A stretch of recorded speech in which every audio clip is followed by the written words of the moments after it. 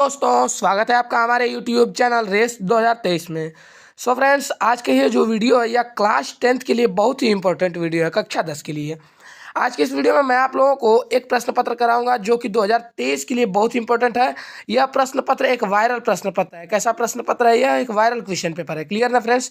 इसमें का जितना भी क्वेश्चन है फ्रेंड्स, वह क्वेश्चन 2023 में आने की 99% पॉसिबिलिटी है फ्रेंड्स। क्लियर है ना? 99% पॉसिबिलिटी है इसमें जितने भी क्वेश्चन है उन सब की आने की सामाजिक विज्ञान के बोर्ड एग्जाम में।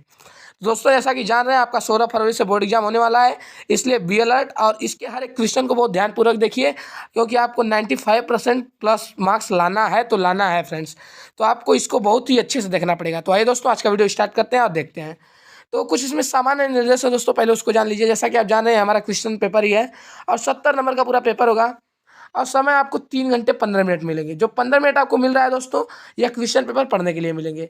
सामान्य निर्देश में आपको क्या क्या निर्देश होता है? पहला निर्देश जो कि सभी लोग जानते हैं, सभी प्रश्न अनिवार्य है, मतलब कि आपको सभी प्रश्न करना है दोस्तों।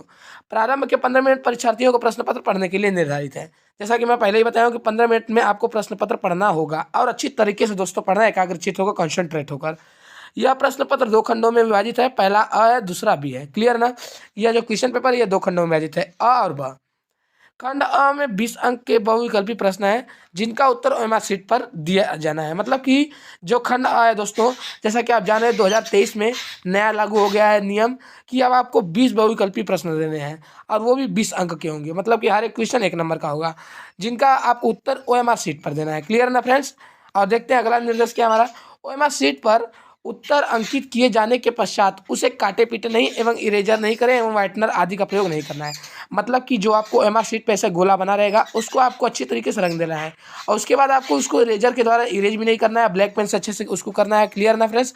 और ना उस पर व्हाइटनर चलाना है। ऐसा गलती आपको एकदम नहीं करना है दोस्तों। आपको 95% प्लस मार्क्स लाना है, तो ऐसा गलती एकदम मत करिए। क्लियर ना फ्रेंड्स? और खंड ब जो होगा वो 50 अंकों का होगा, मतलब 50 नंबर का होगा। हमारा खंड ब में क्वेश्चन जितना भी होगा वह 50 नंबर का होगा। इसमें जो पहला होगा वह होगा वर्णनात्मक 1 और दूसरा वर्णनात्मक 2 और मानचित्र संबंधित 2 प्रश्न होंगे। क्लियर ना? मानचित्र से रिलेटेड 2 प्रश्न मिलेंगे आपको और इसमें वर्णनात्मक 1 का क्वेश्चन मिलेगा और वर्णनात्मक 2 का क्वेश्चन मिलेगा। प्रत्येक प्रश्न के लिए निर्धारित अंक उसके सम्मुख लिखे होते हैं। जैसा कि जानते हैं, मान लीजिए हमारा क्वेश्चन है, इसके सामने अंक लिखा होगा। आप इतना पेपर दिए होंगे, हर पेपर में हर एक क्वेश्चन के सामने उसका नंबर लिखा होता है कि वह क्वेश्चन कितने नंबर का है। जैसा कि आप जान ही रहे हैं दोस्तों। दिए गए मानचित्र को उत्तर पुस्तिका में मजबूती के साथ संलग्न करना आवश्यक है। मतलब इस पॉइंट से दोस्तों यह तात्पर्य है कि मतलब कि आपको जो मिलेगा मानचित्र, उसको उस पर आपको अच्छे से दर्शा देना है मानचित्र को। उसके बाद आपको अपने कॉपी में एक मिलेगा, रस्सी मिलेगा, उसकी सहायता को आप उसको बहुत अच्छी से नत्थी कर देना है। अगर आप अच्छे से नत्थी नहीं करेंगे तो वो कहीं और मिस हो जाएगा और आपको मानचित्र में जो नंबर मिलने वाले हैं वो नंबर नहीं मिलेगा। क्लियर हो चुका है ना फ्रेंड्स? इसलिए आपको बहुत ही मजबूती के साथ अपने उत्तर पुस्तिका में उसको नत्थी कर देना है। और जो दृष्टिबाधित परीक्षार्थी होते हैं, मतलब कि जिनको देखने में थोड़ी प्रॉब्लम होती है, आँख से थोड़े कमज़ोर होते हैं, मानचित्र कार्य के स्थान पर उनको अलग से प्रश्न लिखने के लिए दिया जाता है और वो उस प्रश्न को कर सकते हैं। मानचित्र कार्य अगर उनका नहीं इच्छा है तो वो नहीं कर सकते हैं। वो किसके लिए? वो दृष्टिबाधित लोगों के लिए, दृष्टिबाधित जो कि दृष्टि से बाधित हैं। क्लियर ना फ्रेंड्स? तो आइए फ्रेंड्स, आज का वीडियो स्टार्ट करते हैं और जानते हैं कि खंड अ और देखते हैं। खंड अ क्या है हमारा? यह 20 अंक का होगा, जैसा कि जानते ही हैं। और 20 बहुविकल्पी प्रश्न होगा। 2023 में नया नियम लागू हुआ है। तो पहला क्वेश्चन क्या है हमारा फ्रेंड्स? जैसा कि देख सकते हैं आप, यह है कि निम्न में से कौन 1815 की वियना संधि से संबंधित है? तो निम्न में से कौन 1815 की वियना संधि से संबंधित है दोस्तों? पहला ऑप्शन दिया है बिस्मार्क, दूसरा दिया है नेपोलियन, तीसरा दिया है ड्यूरिक मेटरनिक और चौथा दिया है जुस्पे मेस्सिनी। तो 1815 की वियना संधि से संबंधित है नेपोलियन। क्लियर है ना? इसका उत्तर आपको पता चल गया। तो आइए अब दूसरे को देखते हैं, दूसरा क्या दिया है। दूसरा दिया है कि सत्ता के साझेदारी के लिए बेल्जियम मॉडल का मुख्य महत्व क्या है? पहला दिया है आपको, सभी जाति समूहों एवं उनकी आबादी के अनुसार शक्ति साझा की गई। सभी जाति समूहों में उनकी आबादी के अनुसार शक्ति का साझा नहीं की गई। संप्रदायों को समान प्रतिनिधित्व दिया गया। उपरोक्त में से कोई नहीं। दोस्तों, यह भी गलत है, यह भी गलत है और यह भी गलत है। आपका सवाल ऑप्शन सही है। क्लियर है ना? कि संप्रदायों को समान प्रतिनिधित्व दिया गया सत्ता की साझेदारी के बेल्जियम मॉडल में। क्लियर हो चुका है ना फ्रेंड्स? सत्ता की साझेदारी के बेल्जियम मॉडल में संप्रदायों को समान प्रतिनिधित्व दिया गया। तो मतलब आपका दूसरे का सवाल आंसर एकदम सही है, यही वाला राइट है आपका। तो देखिए तीसरा क्या है, अब उसको भी देख लीजिए। तीसरा क्या है हमारा कि 1928 से 1934 के बीच भारत में गेहूं की कीमत 50% तक क्यों गिर गई? पहला ऑप्शन दिया है आपको बाढ़ के कारण, दूसरा दिया है सूखे के कारण और तीसरा दिया है महामंदी के कारण, चौथा दिया है उपरोक्त में से कोई नहीं। तो दोस्तों 1828 से 1934 के बीच गेहूं की कीमत 50% महामंदी के कारण घटी थी। क्लियर है दोस्तों। ये जो टॉपिक है दोस्तों महामंदी, ये बहुत ही इंपॉर्टेंट टॉपिक है क्लास 10 के लिए दोस्तों। इसको आप बहुत ही अच्छी तरीके से पढ़ लीजिएगा दोस्तों, इससे बहुत क्वेश्चन बनते हैं। इसका आंसर अभी के लिए महामंदी के कारण ही 50% गेहूं की कीमत घटी थी। क्लियर हो चुका है ना। तो आप चौथे को आप देख सकते हैं। चौथा क्वेश्चन क्या है हमारा। चौथा क्वेश्चन है हमारा कि ब्रेटन वुड्स नामक संस्थान निम्नलिखित में से कहाँ स्थित है। अमेरिका में स्थित है कि यूरोप में स्थित है कि अफ्रीका में, कि इनमें से कोई नहीं। तो दोस्तों ये जो ब्रेटन वुड्स नामक संस्थान है यह अफ्रीका में स्थित है। कहाँ स्थित है दोस्तों। अफ्रीका में स्थित है। इसका आंसर क्या हुआ। सवाल है, इसका आंसर हो गया। क्लियर है ना। तो आइए पांचवें बहुविकल्पी प्रश्न को देखते हैं। पांचवा क्या है हमारा फ्रेंड्स। पांचवा है हमारा दोस्तों कि निम्नलिखित में से कौन सा लक्षण संघीय सरकार से संबंधित नहीं है। दोस्तों बहुत लोग गलती क्या करते हैं फ्रेंड्स ना, बहुविकल्पी प्रश्न में यहाँ पे जो नहीं है लिखा है इसको ध्यान नहीं देते हैं और सोच लेते हैं कि लिखा है संबंधित है, और जो सही करना होता है उसको गलत करके आ जाते हैं। ऐसा गलती आपको एकदम नहीं करना है दोस्तों। इसलिए देख रहे हैं यहाँ पे नहीं के नीचे डॉट भी किया है कि आप इसको ध्यान दीजिए। क्या क्या है क्वेश्चन में, निम्नलिखित में से कौन सा लक्षण संघीय सरकार से संबंधित नहीं है। तो कौन सा संबंधित नहीं है दोस्तों, पहले पढ़ लीजिए।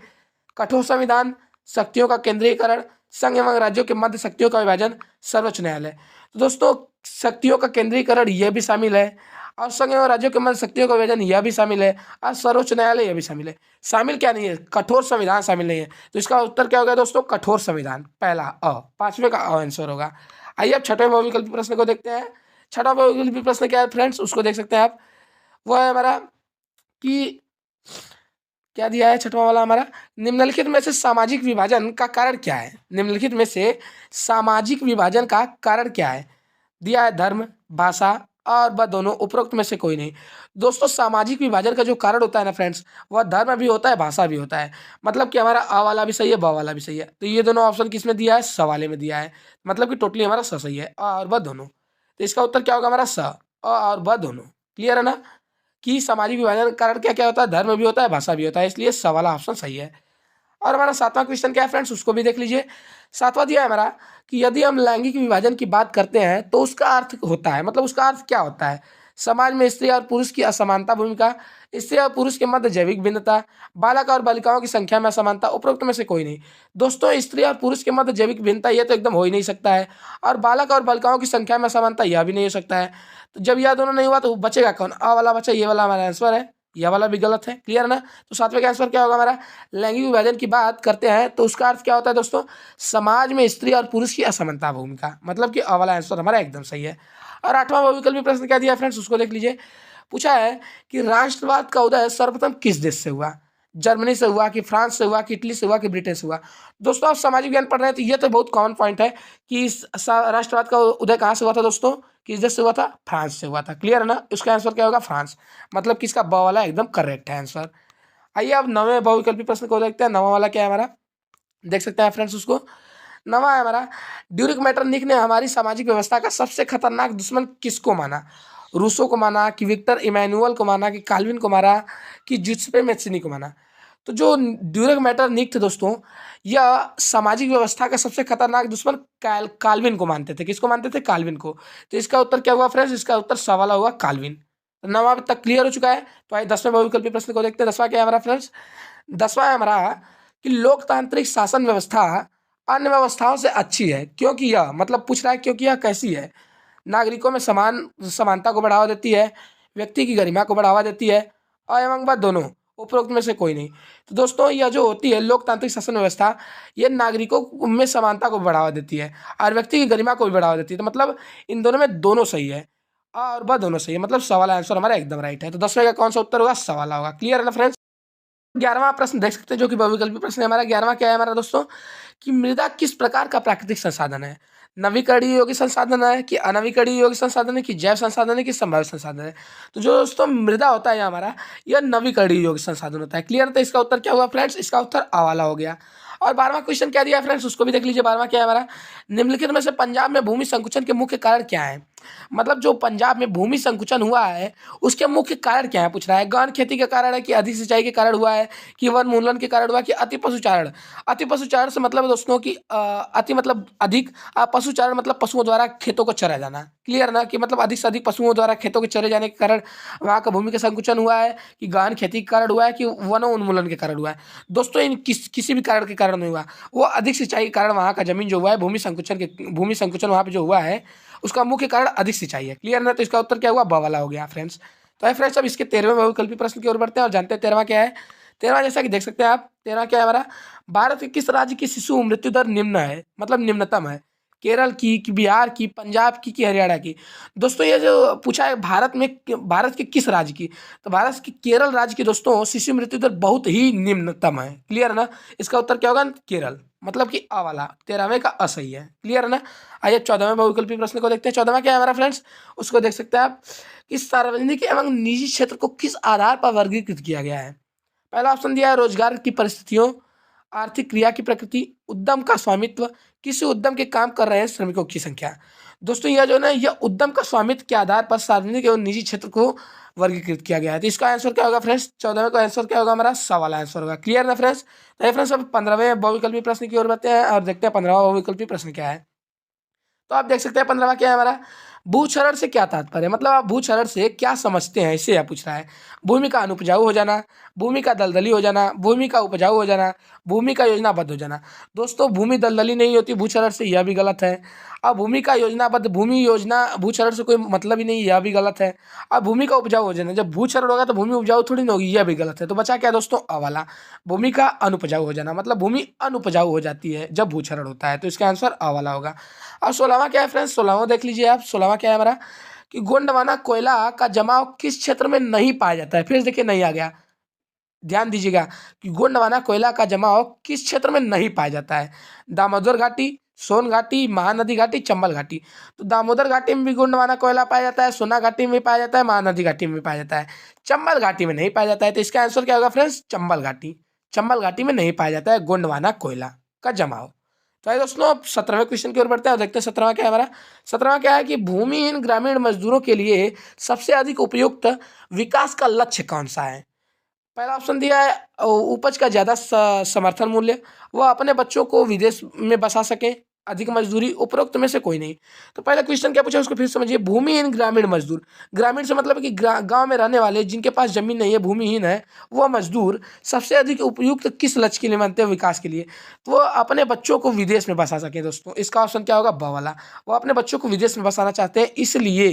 क्लियर ना, इसलिए इसका आंसर यही होगा, क्या होगा, ब वाला होगा, कि वो अपने बच्चों को विदेश में बसा सकें। और 18वां क्वेश्चन को भी आप देख सकते हैं। 18वां क्वेश्चन क्या है हमारा फ्रेंड्स, 18वां क्वेश्चन है कि निम्नलिखित में से कौन सा व्यापार अवरोधकों का लक्षण नहीं है। फिर से नहीं आया, ध्यान दीजिएगा, निम्नलिखित में से कौन सा व्यापार अवरोधकों का लक्षण नहीं है। पहला ऑप्शन दिया है हमारा अ वाला, सरकार विदेश व्यापार को नियमित करने के लिए व्यापार अवरोधकों का प्रयोग कर सकती है। दूसरा ऑप्शन दिया है, सरकार यह निर्णय ले सकती है कि देश में किस प्रकार की वस्तुएं कितनी मात्रा में आयातित होनी चाहिए। और तीसरा दिया है, विश्व व्यापार संगठन व्यापार अवरोधकों का बढ़ावा देता है। और चौथा दिया है, अधिकतर देश व्यापार अवरोधकों का प्रयोग अपने घरेलू उद्योग की सुरक्षा के लिए करते हैं। इसका जो सही होगा आंसर ना, देखिए पहला वाला भी गलत है, पहला तो ऐसे ही क्लियर हो गया है। और तीसरा वाला जो दिया ये तीसरा वाला इसका सही होगा। तो मतलब 18वें का आंसर क्या होगा हमारा, सवाला होगा, विश्व व्यापार संगठन व्यापार अवरोधकों का बढ़ावा देता है। क्लियर ना फ्रेंड्स। तो फ्रेंड्स 19वें क्वेश्चन को भी आप देख सकते हैं। 19वां क्या है हमारा बहुविकल्पी प्रश्न, 19वां है कि निम्नलिखित में से कौन सा परंपरागत ऊर्जा का स्रोत नहीं है। तो कोयला जो है दोस्तों उसको भी देख सकते हैं। पहला ऑप्शन कोयला दिया है, दूसरा दिया है भूतापीय ऊर्जा, और वह दोनों उपरोक्त में से कोई नहीं। तो कोयला दोस्तों परंपरागत ऊर्जा का स्रोत नहीं है, भूतापीय ऊर्जा है परंपरागत ऊर्जा का स्रोत। क्लियर है ना, मतलब कोयला जो परंपरागत ऊर्जा का स्रोत है, हम गलत बोल दिए दोस्तों, फिर समझ लीजिए कि परंपरागत ऊर्जा का स्रोत कोयला जो है हमारा, कोयला है, और यह जो भूतापीय ऊर्जा यह नहीं है। तो इसमें पूछा गया, इसमें पूछा है कौन नहीं है, तो कौन नहीं है, भूतापीय ऊर्जा नहीं है। इसका आंसर क्या हुआ, ब वाला हो गया। क्लियर है ना, इसका आंसर ब वाला हो गया, कि परंपरागत ऊर्जा का स्रोत कौन नहीं है, भूतापीय ऊर्जा नहीं है। अब फ्रेंड्स देख सकते हैं 20वां जो कि लास्ट बहुविकल्पी प्रश्न है हमारा, क्या है वो, वैश्वीकरण का बहुराष्ट्रीय कंपनियों के निवेश पर क्या प्रभाव पड़ा। पहला ऑप्शन दिया है, बहुराष्ट्रीय कंपनियों के निवेश में वृद्धि हुई। दूसरा दिया है, बहुराष्ट्रीय कंपनियों द्वारा भारत के विदेशी व्यापार के अधिकांश भाग पर नियंत्रण हुआ। तीसरा दिया है, बहुराष्ट्रीय कंपनियों के आगमन से लोगों की आर्थिक स्थिति सुदृढ़ हुई। और चौथा दिया उपरोक्त सभी। दोस्तों वैश्वीकरण का बहुराष्ट्रीय कंपनियों के निवेश पर यह प्रभाव भी पड़ा, यह भी पड़ा, यह भी पड़ा, तो मतलब कि सब पड़ा। तो मतलब टोटली यह भी गलत है, यह भी गलत है, यह भी गलत है, कौन सही है? उपरोक्त सभी। यह सब सही है, तो मतलब उसमें ऑप्शन एक दिया है ना उपरोक्त सभी, तो आपका यही 20वां का द वाला सही है। क्लियर है ना फ्रेंड्स? तो फ्रेंड्स बहुविकल्पी यहीं पे समाप्त होता है। तो आइए अब आपको क्वेश्चन कराते हैं दोस्तों खंड ब का, जो कि हमारा है वर्णनात्मक एक। इसमें दोस्तों आपको हर एक क्वेश्चन दिखा दे रहे हैं, क्योंकि दोस्तों हर एक क्वेश्चन बहुत इंपॉर्टेंट, जो कि आपको बोर्ड एग्जाम 95% मार्क्स दिला सकता है दोस्तों। इसलिए हर एक क्वेश्चन को बहुत ध्यान से देखिएगा। और आप जिस भी क्वेश्चन के लिए कमेंट बॉक्स में कमेंट कर लीजिएगा। अगर आपको इच्छा होगा कि मैं जितना भी क्वेश्चन आपको दिखा रहा हूँ उस सबका सॉल्यूशन करा दूँ, तो आप कमेंट बॉक्स में एक बार कमेंट कीजिएगा कि सर इसका आंसर करवा दीजिए, इसका उत्तर करवा दीजिए, इसको समझा दीजिए। मैं हर एक क्वेश्चन को समझा दूंगा, तब तक आप क्वेश्चन को देख सकते हैं। कौन सा क्वेश्चन है? ये बहुत इंपॉर्टेंट क्वेश्चन, इसको भी दोस्तों ध्यान से देखिए, क्योंकि दोस्तों आपको 95% लाना है तो लाना है। पहला क्वेश्चन क्या दिया है हमारा कि प्रथम विश्व युद्ध के पश्चात होने वाली महामंदी के कारणों की परीक्षा कीजिए, मतलब समीक्षा कीजिए, पूछा है। प्रथम विश्व युद्ध के पश्चात जो महामंदी के कारण हुए थे उनकी समीक्षा करने की पूछना, मतलब कि उस पर टिप्पणी लिखने के लिए कराए। अब या तो ये क्वेश्चन लिखिए, इस पर या तो आपको 4 नंबर मिलेगा, या तो ये वाला क्वेश्चन लिख दीजिए जो अथवा करके लिखा है। 1928 से 1934 के मध्य होने वाली महामंदी की भारतीय अवस्था पर पड़ने वाले प्रभावों की समीक्षा कीजिए। इसमें भी समीक्षा करने के लिए कराए, मतलब कि उसके पे टिप्पणी लिखने के लिए कराए। 1928 से 1934 के बीच में जो महामंदी का भारतीय अर्थव्यवस्था पर पड़ने वाला प्रभाव था, उसी पे आपको टिप्पणी लिखने के लिए कराए। दोस्तों आप यह गलती मत कीजिएगा कि आप इस पे भी लिख दें, इस पे भी लिख दें, आपको दोनों आ रहा है। आप सोच रहे हैं कि इस पे भी 4 नंबर मिल जाएगा, इस पे भी 4 नंबर मिल जाएगा। दोस्तों एकदम नहीं, आपको 8 नंबर नहीं मिलेगा। आप दोनों करेंगे तब भी आपको 4 नंबर ही मिलेगा, एक करेंगे तब भी आपको 4 नंबर ही मिलेगा। अगर आप दोनों करते हैं तो आप समय अपना वेस्ट करते हैं, और बोर्ड एग्जाम में आप 95% कभी जिंदगी में नहीं पा सकते अगर आप ऐसा गलती करते हैं तो। इसलिए दोस्तों आपको ऐसा गलती एकदम नहीं करना है। आपको एक क्वेश्चन करना है जो कि आपको बहुत अच्छी तरीके से आ रहा हो, एक क्वेश्चन करेंगे फिर भी आपको 4 नंबर ही मिलेगा। क्लियर है ना फ्रेंड्स? तो आप देख सकते हैं दूसरा क्या है हमारा। दूसरा दिया है कि सत्ता की साझेदारी लोकतंत्र की आत्मा है, इस कथन की विवेचना कीजिए। या तो आप यह कर दीजिए, या तो अथवा करके दिया है एक और कि जाति में राजनीति एवं राजनीति में जाति की भूमिका पर विवेचना कीजिए। या तो आप इस टॉपिक पर विवेचना कीजिए, या तो जाति में राजनीति एवं राजनीति में जाति, इस टॉपिक पर विवेचना कीजिए। इन दोनों में से आप या तो इसको करेंगे या तो इसको करेंगे, दोनों में से कोई भी करेंगे तो आपको 4 नंबर ही मिलेगा। क्लियर ना? इसलिए एक कीजिएगा, दोनों मत कीजिएगा जब अथवा करके क्वेश्चन आएगा। तीसरा क्या दिया है फ्रेंड्स? तीसरा देख लीजिए। तीसरा क्या है हमारा कि आर्थिक विकास के लिए ऊर्जा एक आधारभूत आवश्यकता है। इस कथन के परिप्रेक्ष्य में ऊर्जा संरक्षण हेतु अपनाए जाने वाले उपायों पर अपना मत स्पष्ट कीजिए। या तो यह वाला क्वेश्चन कीजिए, या तो यह वाला कीजिए। यह वाला क्या दिया है कि परिवहन तथा संचार के साधन किसी भी देश की जीवन रेखा तथा अर्थव्यवस्था क्यों कहे जाते हैं? तर्क सहित उत्तर दीजिए। आप यह वाला भी करेंगे फ्रेंड्स तब भी आपको 4 नंबर ही मिलेगा, यह वाला भी करेंगे तब भी आपको 4 नंबर ही मिलेगा। फ्रेंड्स इस सबको आप क्वेश्चन बैंक की सहायता से देख सकते हैं। आपके पास समय बहुत ही कम है दोस्तों। आप अगर आपको यह सब क्वेश्चन का आंसर नहीं मिलेगा, आप कमेंट बॉक्स में कमेंट कीजिएगा। मैं तुरंत हर एक जितना भी क्वेश्चन इसमें बता रहा हूँ, हर एक क्वेश्चन का सॉल्यूशन आपको करा दूंगा दोस्तों। क्लियर ना दोस्तों? इसलिए आप इस सब क्वेश्चन को बहुत ही ध्यान से देखिए। तो हमारा चौथा क्या है फ्रेंड्स? चौथा क्वेश्चन क्या है उसको देख लीजिए। चौथा है हमारा कि बहुराष्ट्रीय कंपनियां अपने उत्पाद की उत्पादन लागत कम बनाए रखने के लिए किस प्रकार का प्रबंधन करती हैं? विवेचना कीजिए। इसमें भी विवेचना ही करना है आपको, यह भी 4 नंबर का ही। और अथवा कर क्या दिया है कि अच्छे बाजार के प्रमुख लक्षणों की संक्षेप में विवेचना कीजिए। जो अच्छे बाजार होते हैं उसके प्रमुख लक्षण क्या होते हैं, उसका आपको संक्षेप में विवेचना करना है। क्लियर ना? इसमें यह करना है, दोनों में से एक करना है आपको, उस पर भी आपको 4 नंबर ही मिलेगा। तो फ्रेंड्स अब अगले वर्णनात्मक 2 की ओर। तो जैसा कि आप देख सकते हैं क्या है वर्णनात्मक 2। इसका उत्तर दोस्तों आपको लगभग 150 शब्दों में देना है। लगभग क्या आपको 150 शब्दों में देना है दोस्तों, क्योंकि आप अगर 150 शब्दों में इसका आंसर नहीं देते तो आपको नंबर उतना नहीं मिलेगा दोस्तों। इसलिए आपको 150 शब्दों में इसका उत्तर देना है, क्योंकि दोस्तों हर एक क्वेश्चन जो है वो हर एक क्वेश्चन 6 नंबर का है। जैसा कि देख रहे हैं 4 + 2 मतलब कि टोटली 6 हो गया। क्लियर है ना फ्रेंड्स? तो पहला क्वेश्चन क्या है 5वां इसमें दिया है कि महात्मा गांधी द्वारा चलाए जाने वाले असहयोग आंदोलन के क्या कारण थे? इसे उन्होंने क्यों स्थगित कर दिया? तो इसका आंसर आपको देना है। ये 6 नंबर का क्वेश्चन है। क्लियर है? या तो आप इसका आंसर दीजिए या तो इसका दीजिए। यह क्या है क्वेश्चन? सत्याग्रह का क्या अर्थ है? पूछ रहा है सत्याग्रह का क्या अर्थ है। सत्याग्रह पर महात्मा गांधी के क्या विचार थे?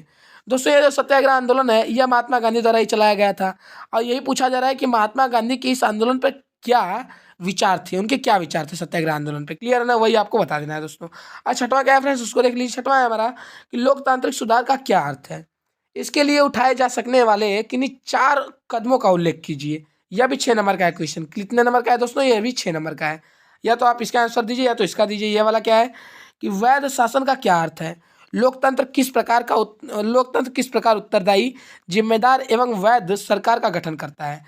दोस्तों क्लियर है ना, आपको केवल एक ही प्रश्न का उत्तर देना है, या तो आप इसका दीजिए या तो इसका दीजिए, दोनों नहीं देना है। दोनों देंगे फिर भी आपको 6 नंबर ही मिलेगा, एक देंगे फिर भी आपको 6 नंबर ही मिलेगा, इसलिए एक का आंसर आपको देना है। तो 7वां क्वेश्चन क्या है हमारा, उसको भी देख लीजिए दोस्तों।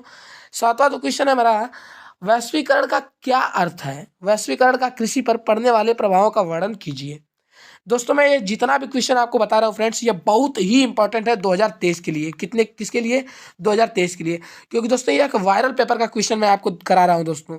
इसलिए हर एक क्वेश्चन को आप ध्यानपूर्वक देखिए। जो भी क्वेश्चन आपको नहीं समझ में आएगा दोस्तों, कमेंट बॉक्स में कमेंट कीजिएगा। हर एक क्वेश्चन का मैं सॉल्यूशन के साथ आपको दोबारा एक वीडियो बना दूंगा, क्योंकि जैसा कि जाना है आपका फरवरी से पेपर होने वाला है। किसका फरवरी से पेपर होने वाला है, फरवरी से आपका टाइम टेबल भी आ चुका है बोर्ड का। क्लियर है ना फ्रेंड्स, इसलिए बी अलर्ट हो जाइए और बहुत ही अच्छे से ध्यान दीजिए।